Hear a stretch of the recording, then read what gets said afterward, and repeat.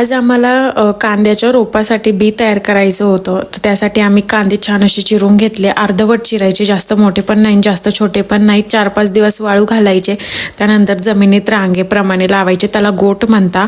आता 2-3 महिन्यांनी त्याला फुलं येतील. फुलामध्ये काळं बी निघतं, ते जपून ठेवायचं आणि त्याचं रोप टाकायचं. असं असतं कांद्याची पद्धत, म्हणजे प्रोसेस असते त्याची 3 महिन्याची. तर ते आम्ही आता स्टार्ट केलं आहे. आणि थोडासा भात उरलेला होता, तर कांदा, हिरवी मिरची आणि शेंगदाणे छान असं आपण पोहे कसं करतो तसं परतून घ्यायचं छान. आणि कोथिंबीर, मीठ टाकून भात चौंदा करून घेतला. आणि छान असा पोह्यासारखाच भात लागतो फोडणीचा. एकदा ट्राय करून बघा. आणि आज ताईंला जायचं होतं, तर मग पिल्ल्यांना त्यांना कपडे घेतले होते, दुर्वाला, श्रीला त्यांना.